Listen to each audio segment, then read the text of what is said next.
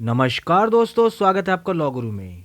मैं अनुराग ऋषि और आज की इस वीडियो में हम लोग बात करेंगे डॉक्ट्राइन ऑफ रेस सब्जुडाइज के बारे में। और रेस सब्जुडाइज की इस वीडियो में सबसे पहले हम लोग बात करेंगे मीनिंग ऑफ रेस सब्जुडाइज, फिर हम लोग देखेंगे डेफिनेशन ऑफ रेस सब्जुडाइज, इसके बाद हम लोग कवर करेंगे पर्पस ऑफ रेस सब्जुडाइज, इसी के साथ साथ फिर हम देखेंगे कंडीशंस फॉर रेस सब्जुडाइज और लास्ट में हम लोग देखेंगे एक्सेप्शंस ऑफ रेस सब्जुडाइज। तो चलिए बिना टाइम वेस्ट करे रेस सब्जुडाइज की वीडियो शुरू करते हैं।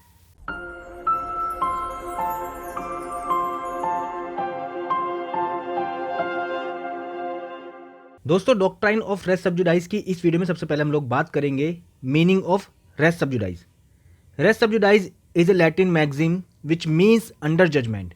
It implies that where the same subject matter is pending in a court of law for adjudication between the same parties, the other court is barred to entertain it. यानी कि दोस्तों, अगर हम race सब्जुडाइज की बात करें तो लैटिन मैक्सिम होता है जिसका मतलब होता है अंडर जजमेंट, यानी कि कोई भी इशू, कोई भी मैटर जो अभी अंडर जजमेंट में है, यानी कि प्रोसीडिंग्स पे चल रहा है। और इसी में अगर हम आगे बात करें तो रेस सब्जुडाइज जो डॉक्ट्राइन है, इसका मतलब होता है जहाँ पर कोई भी एक मैटर जो पहले से पेंडिंग है, जिसका सब्जेक्ट मैटर सेम है, जिसका टाइटल सेम है, जिसकी पार्टी सेम है, जो अभी कोर्ट के अंदर एडजुडिकेशन के लिए पेंडिंग पड़ा है, यानी कि जजमेंट के लिए पेंडिंग पड़ा है, तो कोई भी अदर कोर्ट सेम पार्टी से, सेम टाइटल से, सेम सब्जेक्ट मैटर के लिए इंटरटेन नहीं किया जा सकता, फाइल नहीं किया जा सकता, या ये कह सकते हैं उस कोर्ट के द्वारा इंटरटेन करने के लिए बार किया गया है, उस पर प्रतिरोध लगाया गया, उस पर रोक लगाई गई है। इसको हम कहते हैं डॉक्ट्राइन ऑफ रेस सब्जुडाइज।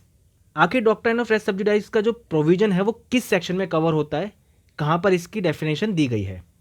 तो अगर हम बात करें definition of res sub judice, according to section 10 of CPC, no court shall proceed with the trial of any suit in which the matter in issue is also directly and substantially in issue in a previously instituted suit between the same parties or between parties under whom they or any of them claim litigating under the same title, where such suit is pending in the same or any other court in India, having jurisdiction to grant the relief claimed, or in any court beyond the limits of India, established or constituted by the central government, and having like jurisdiction or before the Supreme Court.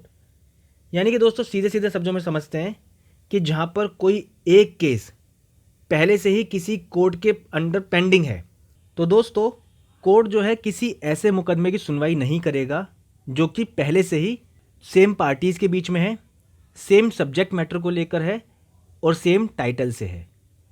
मान लेते हैं कि ए नामक एक case है जो पहले से ही ए डिस्ट्रिक्ट के कोर्ट में चल रहा है, तो बी डिस्ट्रिक्ट में सेम पार्टीज़ के बीच में सेम टाइटल से, सेम सब्जेक्ट मैटर को लेकर, चाहे वो डायरेक्टली हो चाहे सब्सटेंशियली उसमें इश्यूज़ हों, उनको लेकर वो पार्टी जो है केस फाइल नहीं कर सकती।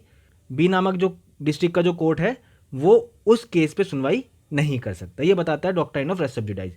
यानी कि अगर कोई मैटर पहले से ही सेम पार्टीज़ के बीच में सेम सब्जेक्ट मैटर को लेकर सेम टाइटल से है, तो दोबारा से वो किसी भी दूसरे कोर्ट में सेम सब्जेक्ट मैटर को लेकर सेम पार्टीज़ के बीच में सेम टाइटल से कोर्ट केस फाइल नहीं कर सकते। हमें यहाँ पर एक चीज़ समझनी है दोस्तों, सब्जेक्ट मैटर अलग है तो सेम पार्टी जो है केस फाइल कर सकती हैं, या फिर अगर पार्टीज अलग हैं, सब्जेक्ट मैटर सेम है, मान लेते हैं पहले जो मैटर था वो ए बी और सी के बीच में था, ABC वर्सेस DEF, और अगला मैटर जो है वो ए वर्सेस बी के बीच में है, तो उसमें पार्टीज अलग थी, इसमें पार्टीज अलग हैं, ठीक है। उसमें सब्जेक्ट मैटर जो था वो डिफरेंस था, इसमें सब्जेक्ट मैटर जो है वो डिफरेंस है। तो ये नहीं कह सकते भाई पहले ABC और DEF के बीच में केस चल रहा है तो AB दोबारा से केस फाइल नहीं कर सकते, कर सकते हैं। यहाँ पे बताया गया डॉक्ट्राइन ऑफ रेस सब्जुडाइज का मतलब होता है कि जहाँ पे same party, same subject matter, same title को लेकर केस फाइल नहीं कर सकते। हाँ, एक चीज़ और समझनी है, same party same subject matter को लेकर अपील में जा सकते हैं, रिवीजन में जा सकते हैं, रिव्यू में जा सकते हैं, ठीक है। पर सेम कोर्ट में या ऐसा कोर्ट जो सेंट्रल गवर्नमेंट के द्वारा रिकॉग्नाइज किया गया है, उसके द्वारा कॉन्स्टिट्यूट किया गया है, उस कोर्ट में सेम सब्जेक्ट मैटर के लिए नहीं जा सकते। आई होप आपको समझ में आया होगा। फिर भी अगर कोई डाउट रह जाता है तो कमेंट में जरूर कमेंट करके अपने डाउट को क्लियर कर सकते हैं। अब देखिए दोस्तों, हमने मीनिंग समझ ली डॉक्ट्राइन ऑफ रेस सब्जुडाइज की, डेफिनेशन समझ ली कि सेक्शन 10 CPC के अंदर बताई गई है। पर्पस क्या है रेस सब्जुडाइज को लाने का? भाई क्यों दो पार्टीज जो हैं, सेम पार्टीज जो हैं सेम टाइटल के होते हुए, सेम सब्जेक्ट मैटर के होते हुए केस फाइल क्यों नहीं कर सकती? क्या पर्पस है इस डॉक्ट्राइन को लाने का? तो अब हम बात करते हैं पर्पस ऑफ रेस सब्जुडाइज। तो दोस्तों इसमें सबसे पहला और मेन जो पर्पस है इसका, to avoid wastage of the court's time and resources. Court का जो कीमती समय है और उसके जो रिसोर्सेज हैं उसको वेस्ट होने से बचाने के लिए इस डॉक्ट्राइन को लाया गया। मान लेते हैं ए नामक एक व्यक्ति ने बी नामक व्यक्ति पे सी सब्जेक्ट मैटर को लेकर पहले से ही केस कर रखा है। अब वो दोबारा से बी नामक व्यक्ति को हरास करने के लिए दूसरे डिस्ट्रिक्ट में सेम केस का जो है, सेम सब्जेक्ट मैटर को लेकर दोबारा केस कर देता है। तो यहाँ पर क्या है, कोर्ट का टाइम भी बेकार होता है और कोर्ट के जो रिसोर्सेज हैं उनका टाइम भी वेस्ट होता है। तो उस चीज़ को बचाने के लिए डॉक्ट्राइन ऑफ रेस सब्जुडाइज लाया गया। दूसरा है इसमें, to avoid the judiciary's overburdening by the multiplicity of suits. दोस्तों हम लोगों को पता होना चाहिए कि कोर्ट के अंदर जजेस के ऊपर कितना बर्डन पड़ा हुआ है, कितने केसेस बढ़ते जा रहे हैं। ऊपर से बिना मतलब के पहले से चलता हुआ केस एक दोबारा से आ जाए तो कोर्ट के ऊपर, जुडिशरी के ऊपर कितना बर्डन पड़ेगा। तो मल्टीप्लिसिटीज ऑफ केसेस की जो बर्डन है उसको कम करने के लिए डॉक्ट्राइन ऑफ रेस सब्जुडाइज लाया गया। भाई एक बंदे ने केस यहाँ फाइल कर दिया, फिर दोबारा से उसने वहाँ भी फाइल कर दिया, तो ये ओवरबर्डिंग ही तो हो रही है जजेस के ऊपर। तो इस चीज़ को रोकने के लिए भी रेस सब्जुडाइज को लाया गया। तीसरा है, to avoid inconvenience to the parties and prevent them from unnecessary harassment. Harassment कैसे? देखिए, ए नामक एक व्यक्ति का जुरिडिक्शन लगता है भैया जेड नामक डिस्ट्रिक्ट में, उसने केस फाइल कर दिया। अब क्या होता है कि वो दूसरी पार्टी को हरास करने के लिए एक्स नामक डिस्ट्रिक्ट में भी केस फाइल करता था, जो कि जो बी नामक पार्टी है उससे बहुत दूर पड़ता है। तो उसने पहले जेड नामक डिस्ट्रिक्ट में केस फाइल करा, अब एक्स नामक डिस्ट्रिक्ट में केस फाइल करा। तो यहाँ पर पार्टीज़ का हरासमेंट तो हो रहा है ना, वो पहले जेड में जाता है फिर एक्स में भी जा रहा है। तो यहाँ पर जो पार्टीज़ की एक्स्ट्रा हरासमेंट हो रही है उसको रोकने के लिए भी इस डॉक्ट्राइन को लाया गया। Fourth, to prevent the judiciary from delivering conflicting decisions due to the multiplicity of suits. देखिए दोस्तों, पहले से ये केस पड़ा हुआ है, ठीक है, और दूसरा केस भी फाइल कर दिया। पहले एक केस में कोई जजमेंट पास कर दी जज साहब ने, और दूसरे केस में कॉन्फ्लिक्टिंग जजमेंट पास कर दी जज साहब ने। तो यहाँ पे जो दो केस हैं सेम पार्टीज के बीच में, सेम सब्जेक्ट मैटर को लेकर, सेम टाइटल के बीच में, यहाँ पे जजमेंट अलग अलग हो गई। एक आ गई ए के फेवर में, एक आ गई बी के फेवर में। तो यहाँ पर जो कॉन्फ्लिक्ट है जजमेंट को लेकर, जो जजमेंट के बीच में मतभेद ना हो, इसलिए रेस सब्जुडाइज का डॉक्ट्राइन है वो लाया गया। Next purpose, to protect the defendant from paying compensation और डैमेजेस ट्वाइस। यानी कि दोस्तों वो व्यक्ति जिसके अगेंस्ट फैसला सुनाया गया है, कहीं वो व्यक्ति दोबारा से जो डैमेजेस हैं या कॉम्पनसेशन है वो पे ना कर दे। इस चीज़ को रोकने के लिए भी ये डॉक्ट्राइन को लाया गया। मान लेते हैं ए नामक व्यक्ति ने केस फाइल कर दिया भाई, और दूसरी जगह भी केस फाइल कर दिया। पहले केस में उस पर 5 लाख का जो नुकसान है वो कॉम्पनसेशन वो लगाया गया, उसने बेचारे ने दे दिया, और दूसरे केस में फिर 5 लाख का नुकसान लगाया गया। तो यहाँ पर तो बेचारे ने 2 बार एक ही केस के लिए 2 बार नुकसान दिया ना, 2 बार डैमेजेस दिए ना, 2 बार कॉम्पनसेशन दिए ना। तो ये डिफेंडेंट को जो है एक्स्ट्रा कॉम्पनसेशन ना देना पड़े, 2 बार कॉम्पनसेशन ना देना पड़े, इसलिए भी डॉक्ट्राइन ऑफ रेस सब्जुडाइज को लाया गया। So these are the main points, we can say these are the main purposes for which doctrine of res sub judice came into existence. चलिए दोस्तों, हमने मीनिंग समझ ली, डेफिनेशन समझ ली, पर्पस भी समझ लिया। अब समझने वाली बात यह है कि अगर 2 पार्टीज़ सेम पार्टीज़ हैं, सेम सब्जेक्ट मैटर हैं और सेम टाइटल से हैं, केस फाइल कर रहे हैं, तो क्या सभी पे डॉक्ट्राइन ऑफ रेस सब्जुडाइज लगेगा, या कहीं इसके कुछ ऐसे पॉइंट्स हैं, ऐसी कंडीशंस हैं वो अप्लाई होंगी तो ही डॉक्ट्राइन ऑफ रेस सब्जुडाइज लगेगा।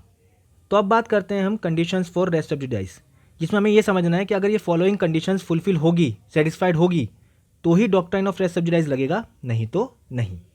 बात करते हैं हम पहली कंडीशन की, there must be 2 suits, one previously instituted and the other subsequently instituted.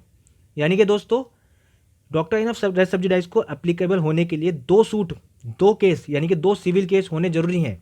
एक जो पहले से चलता हुआ आ रहा है और दूसरा जो बाद में फाइल किया गया है। दूसरी condition, the matter in issue in the subsequent suit must be directly and substantially in issue in the previous suit. यानी कि बाद में जो सूट फाइल किया गया है, बाद में जो सिविल केस फाइल किया गया है, उसके अंदर जो मैटर है, जो इशू है, वो दोनों सेम होने चाहिए। अगर वो सेम नहीं है तो डॉक्ट्राइन ऑफ रेस सब्जुडाइज नहीं एप्लीकेबल होगा। ये कंडीशन फुलफिल होना बहुत ज़्यादा जरूरी है। तीसरी कंडीशन है, both the suits must be between the same parties और देयर रिप्रेजेंटेटिव। यानी कि दोस्तों दो केस हैं, पहले वाला और बाद वाला, वो दोनों ही सेम पार्टीज के बीच में होना चाहिए या उनके रिप्रेजेंटेटिव के बीच में होना चाहिए। अगर पार्टीज सेम नहीं है तो doctrine of res sub judice applicable नहीं होगा। फोर्थ कंडीशन है such parties must be litigating under the same title in both the suits. अब एक चीज हमें समझनी है दोस्तों, पार्टीज तो सेम होनी ही चाहिए, साथ के साथ जो केस के टाइटल्स हैं वो भी सेम होने चाहिए। मान लेते हैं पहले एक केस डला जो ABC वर्सेस D के बीच में था, ठीक है। अब दूसरा जो केस डला वो A वर्सेस D के बीच में था, तो यहाँ पर पार्टीज A और D तो सेम है, पर क्या टाइटल सेम है? नहीं। तो हम यहाँ पर doctrine of res sub judice applicable नहीं होगा, क्योंकि हो सकता है वो केस दूसरी चीज से रिलेटेड हो, ठीक है। तो पार्टीज सेम होनी चाहिए और साथ ही साथ टाइटल भी सेम होने चाहिए। Next, the previously instituted suit must be pending in the same court in which the subsequent suit is brought or in any other court in India or beyond the limits of India having the like jurisdiction. यानी कि दोस्तों जो पहला case file किया गया है, पहली बात तो वो पेंडिंग होना चाहिए, तभी doctrine of res sub judice applicable होगा। अगर पेंडिंग नहीं है, डिसाइड हो चुका है, तो रेस जुडिकाटा एप्लीकेबल होगा दोस्तों। तो जो पहला केस है वो पेंडिंग होना चाहिए और उसी कोर्ट में, जिस कोर्ट में वो पेंडिंग है उस कोर्ट में आप केस फाइल नहीं कर सकते, या फिर उसके सब्सिक्वेंट जो कोर्ट हैं उनमें किसी भी कोर्ट में केस फाइल नहीं कर सकते, जो पूरी इंडिया की लिमिट में कहीं भी आते हैं। Next and the last condition, the court in which the previous suit is instituted must have jurisdiction to grant the relief claimed in the subsequent suit. यानी कि दोस्तों जिस केस में, जिस कोर्ट में वो सूट फाइल किया गया था, जिस कोर्ट में वो केस फाइल किया गया था, उसका जुरिडिक्शन होना चाहिए उस केस पर, तभी doctrine of res sub judice applicable होगा। देखिए, मान लेते हैं रामलाल और श्यामलाल ने, मतलब रामलाल ने श्यामलाल पे केस किया प्रॉपर्टी को लेकर, ठीक है। गाजियाबाद कोर्ट में वो केस चला। अब पता लगता है कि कोर्ट केस जो है वो गाजियाबाद कोर्ट में तो नहीं आएगा, मुजफ्फरनगर कोर्ट में जाएगा। तो यहाँ पर क्या हुआ, रामलाल ने श्यामलाल पर मुजफ्फरनगर कोर्ट में केस फाइल कर दिया। अब यहाँ पर हम रेस सब्जुडाइज इसलिए एप्लीकेबल नहीं होगा क्योंकि गाजियाबाद कोर्ट का जुडिक्शन नहीं था उस केस को सुनने का। तो गाजियाबाद कोर्ट का जो केस है वो खत्म हो जाएगा और मुजफ्फरनगर कोर्ट का जो केस है वो चलता रहेगा। तो हम यहाँ पर रेस सब्जुडाइज एप्लीकेबल नहीं करेंगे। क्यों? क्योंकि गाजियाबाद कोर्ट की जुडिक्शन नहीं थी उस केस के ऊपर। अगर जुडिक्शन होती तो रेस सब्जुडाइज एप्लीकेबल होता। यहाँ पर क्या हुआ है, जुरिडिक्शन ना होने की वजह से केस जो है यहाँ पे खारिज किया गया है, गाजियाबाद कोर्ट ने इस केस को खारिज कर दिया, ठीक है। तो ये कंडीशंस हैं, ये कंडीशन एप्लीकेबल होगी तभी डॉक्ट्राइन ऑफ रेस सब्जुडाइज जो है वो एप्लीकेबल होगा, नहीं तो नहीं होगा। चलिए दोस्तों, अब हम बात करते हैं last point of the video, यानी कि एक्सेप्शंस ऑफ रेस सब्जुडाइज।